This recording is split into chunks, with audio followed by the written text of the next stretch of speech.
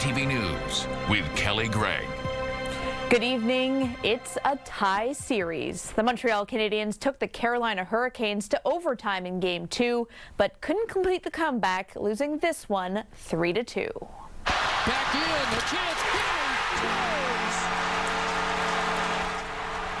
Nikolai Ehlers netted the winner, rifling it from the high slot just 3 minutes and 29 seconds into overtime. The Habs were vastly outshot by the Hurricanes and went down early in the game, but did manage to score there on their first shot. Josh Anderson netting this one on a feed from Philippe Danault. And that combination would hit again in the third period, with Anderson scoring his second of the night in heavy traffic. Worth noting, Anderson has now scored 11 straight goals to either tie the game or take the lead. But tonight, it's not enough for a win. Matt Gilmore is outside the Bell Centre now. Matt, you were watching with hundreds of fans. How did they react to the loss? Well, Kelly, it was an up and down night all game long. And before we get to that overtime goal, I want to show you the reaction to Josh Anderson's second goal, tying the game and sending watch parties across the city into absolute chaos.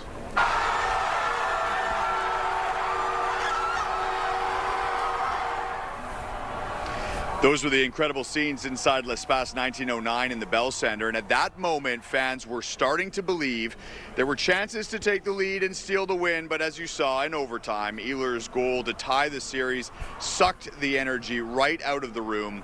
Game 1 was a lopsided win for the Habs. This one was a battle, and the Canadiens struggled to generate offense with just 12 shots on goal. The effort was there, though, in the third, which is why the loss has left fans bitterly disappointed. I feel so bad right now.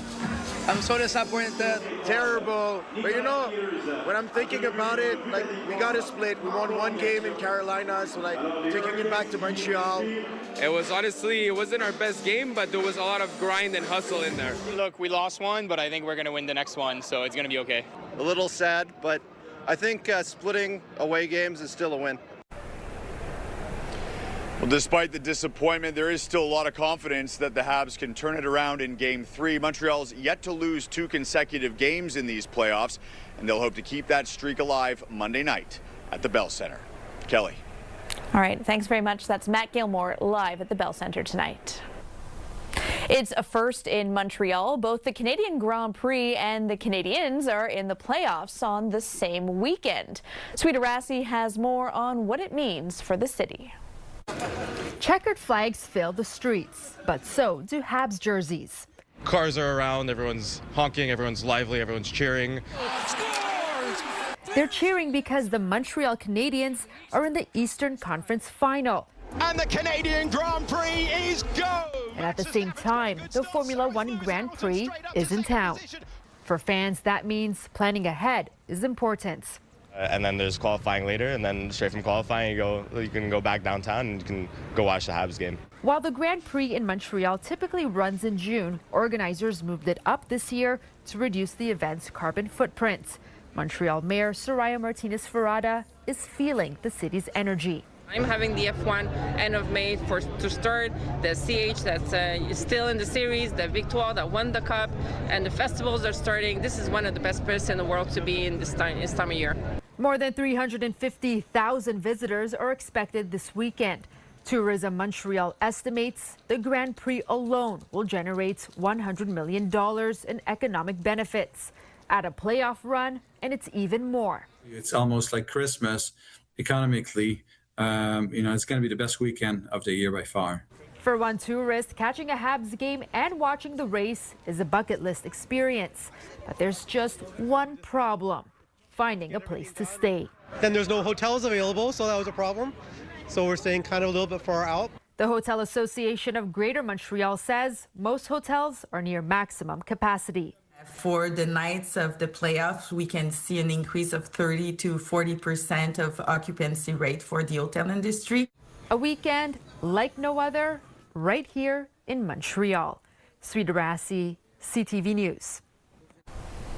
And the grid is set for tomorrow's big race. For the third year in a row, George Russell will be in the pole position for the Canadian Grand Prix. George Russell through the final chicane. We've got Kimi Antonelli trying to make it 4 poles in a row. Here in Montreal, is it 4 poles in a row for Russell? It is! By merest hundredths of a second. George Russell's done it right at the end. The Mercedes driver had the fastest lap on the track today, edging out teammate Kimi Antonelli by 0.068 of a second. The pair are also on top of the driver's standings. Fans' favorite Lewis Hamilton will start in 5th and Max Verstappen in 6th. Russell says the team made some adjustments after the sprint race and in light of tomorrow's rainy forecast, but still managed to come out on top. We made some changes as a team. We need to review after if that was the right direction, and then obviously that last lap just sort of came from nowhere, and it was just such a great feeling when it was such a challenging session, and then you just pull it all together. That last lap to sort of throw yourself over the leaderboard was epic. Race time tomorrow is 4 p.m., which is a change from most other years. It was pushed later so as to not clash with the Indianapolis 500. But once again, groundhogs are stealing some of the spotlight at the track. After another collision, questions are growing about how wildlife is being managed around Circuit Gilles Villeneuve. Laurence Brisson-Dubreuil has that story.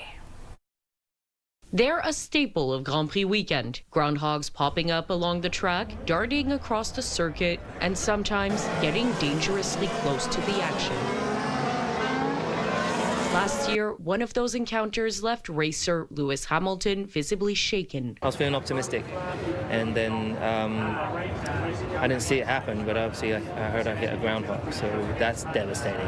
The 7-time world champion later said he was heartbroken, and this year it happened again. During Friday's practice, Alexander Albon collided with a groundhog, sending his car into the barriers. Now, officials are defending their wildlife management operation around the circuit. To try to prevent those incidents, the Jean Drapeau Park Society says about 30 animals were captured earlier this month, including 20 groundhogs and 10 raccoons. Officials say the animals were safely captured and then released into a more suitable environment on a separate island, Île Sainte-Hélène, before the birthing season. But animal rescuer Rob Boisvert isn't convinced. You might be able to relocate the mom, but chances are the babies are scared out of their mind. They're now back down in the den. And so once you relocate mom and not the babies, well, babies are, depending on their age, they're not going to be able to look after themselves, and chances are they're going to die. The park says the operation wrapped up May 15th, earlier than usual because of the Grand Prix advance schedule. But Boisvert says no matter the time, moving animals away from familiar territory can create even more risks. Because it's in the area where they know where their food and water sources. They also know the predator situation. We reached out to Terminix, the company handling the wildlife relocation near the track, but did not receive a response in time for this broadcast. The park says it's now using new geolocated traps to better understand where animals are most active around the circuit, in hopes of keeping both drivers and wildlife safe. Laurence Brisson-Dubreuil, CTV News. Sticking with sports, it was a high-scoring match between CF Montreal and DC United, ending in a 4-4 draw. Prince Owusu scored 3 times, including once in added time, and another from Hennedy Sinchuk to secure the tie on the road. DC United is just 1 spot ahead of Montreal in the standings, and it was CF's last game before the World Cup break. Their next match is all the way in July in the Canadian Championship. In other news, 2 of the Montrealers who were part of the Flotilla to Gaza arrived back home tonight. They touched down at Trudeau Airport late this afternoon. Ihab Lotayev works at McGill University and was part of the 40-boat flotilla.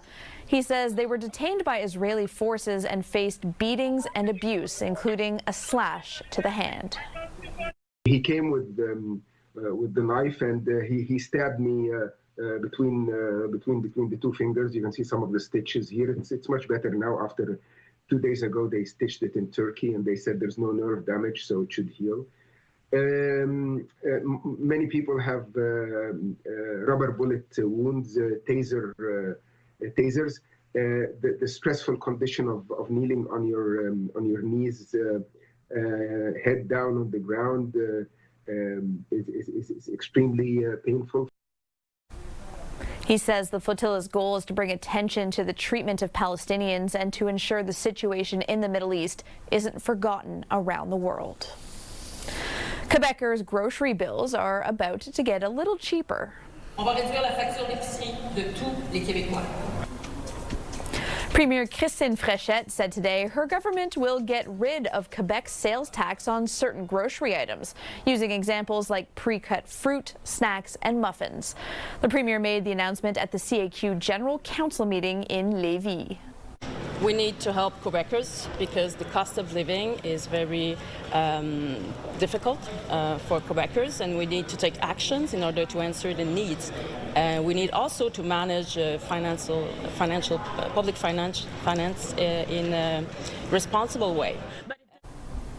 Fréchette has not excluded spending more than the $250 million the finance minister left her in the March budget for promises like this one.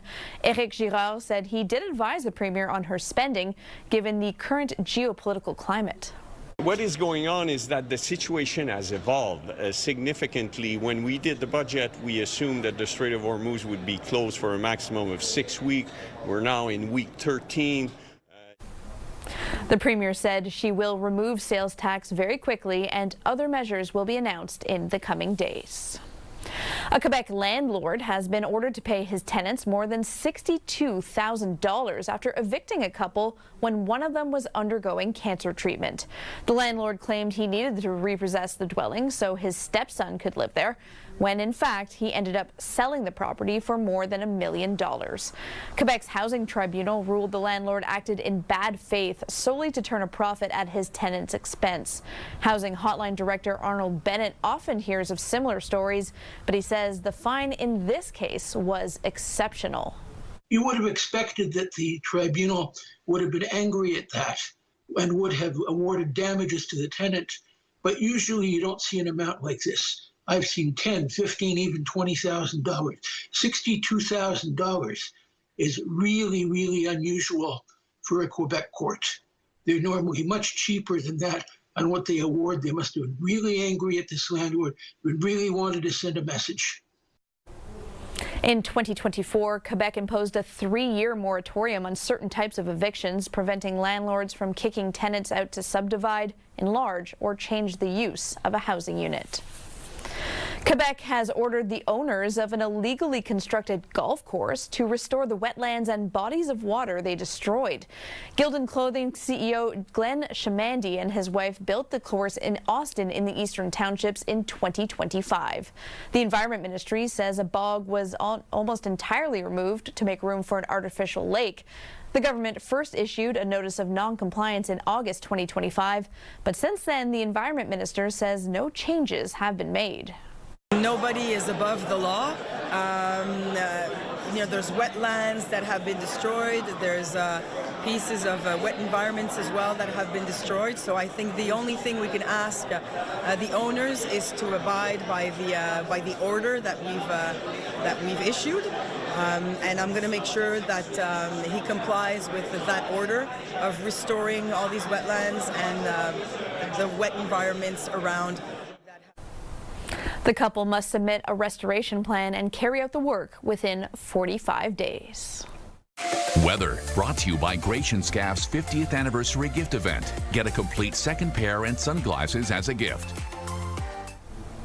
Now for a first look at your forecast. Still mild downtown right now at 19 degrees. Much cooler outside the city though, with 13 in the townships and 12 in Quebec City. The big question for tomorrow, will it rain during the race? Well, we start off with wet weather, but it looks like it will be clearing through the day. A cool one though, the high only 13. But look at the difference 2 days makes. By Tuesday, the forecast high is 27, and we should see a mix of sun and cloud through the week. Coming up, Sun Youth pays it forward to local kids who've made a difference. Police are estimating the value of a Toronto jewelry heist at more than $1 million. The armed robbery happened downtown 2 weeks ago, and the search for 4 masked suspects is continuing. Investigators released these images of a pendant, chain, and watch. Toronto police are seeking any information about the suspects and the location of the jewels. The Montreal Roses remain undefeated in the NSL this season with a 2-1 win over the Ottawa Rapid. Petrusky continues to run, might get there. Shoe goes to ground, Petrusky carries on, and Boychuk. A first-half brace from Montreal forward Taylor Boychuk was enough to secure the win. The Roses are at the top of the standings with 4 wins, a draw, and for 13 points. They return home next and play the Vancouver Rise at Stade Boreal next Saturday. Sun Youth held its annual bike giveaway today. The event honored 80 children for their kindness and positive impact on the community. Anastasia Dextrine reports. It was a morning of celebration at Michel Normandin Arena, but behind the balloons and bikes, the focus was on something deeper. I believe that if you are a child and you want to help the community, I would go and do what you can. 13-year-old Luke Gonzalez says he went door to door and recycled cans to raise money for the Terry Fox Foundation. He raised more than $2,000 and helped his school beat its fundraising goal. My grandmother passed away from cancer, so I wanted to help in a way that I could. He raised the most amount of money out of the 1,000 kids at his school, being one of the youngest, and he just had his mind set to it. Gonzalez is one of 80 young people being recognized at Sun Youth's 42nd annual Heroes on Bikes giveaway. The event honors good deeds among those ages 5 to 17. With each name called, a brand new bike, and another inspiring story. When Diana Esfandiari heard a nearby child being harmed, she immediately called the police. A boy was bullying the girl that had cancer. I came and said to the boy, "Why are you doing this?" I wish that the whole entire world has peace. And a part of promoting that peace can be as simple as showing up. That's why 9-year-old Aurélie Le Tourneau was honored with a bicycle too. At Christmas, I made cards and gifts for seniors, Aurélie says. She had the idea because her mom works in a veteran hospital. Marisol Tremblay is Aurélie's teacher. She nominated Aurélie after seeing how she got her classmates involved. She went on her own during her Christmas vacation to distribute each and every gift, and she brought back to the kids in the class some pictures to show them how important it is to give to others. Tremblay says there are many young people doing great things, so they deserve the recognition. And the team at Sun Youth hopes that each bike will be a reminder that acts of kindness can start young. Anastasia Dextrine, CTV News. Coming up, a teenagers' initiative to bring attention to the environment in NDG. Menswear provided by Ernest. Elevate your style with Ernest. For breaking news and local news that matters to you, download the CTV News app right now by scanning the QR code on your screen using your smartphone. Or you can also go to our website, ctvnewsmontreal.ca. Montrealers were celebrating nature and learning about the environment at Girard Park in NDG today. Keep doing this. You got that nice smoke coming out. You see that dust that's forming? It was the first ever EcoFest MTL. The gathering was dedicated to environmental awareness. There were speeches, workshops, and activities, all with the goal of immersing the community in nature. And it was all organized by a 15-year-old. I've always cared about the environment, and since joining my school's St. George's environmental team relatively early, it's been a large passion of mine. Eco-anxiety, kind of the fear of the progression of climate change and the future of our planet also motivated me to create this. EcoFest is my way of turning those feelings into action and creating something hopeful. The one-day event wrapped up late this afternoon. Time for a final look at the forecast. Now we're sitting at 19 degrees in downtown, 16 up north, and 13 in Sherbrooke. We start off with wet weather tomorrow, but we could see clearing skies just in time for the Grand Prix. A cool one, though, the high only 13 degrees. But looking ahead towards the end of the week, things do get a lot better. We see a mix of sun and cloud starting on Tuesday, lasting until the weekend, and temperatures back up into the 20s. That wraps it up for us tonight. For the latest news, you can listen to Weekends with Joanne Vrakis tomorrow morning at 6 on CJD 800. And of course, you can always head to ctvnewsmontreal.ca for more coverage. Thank you so much for joining us. Have a great evening and take care of each other.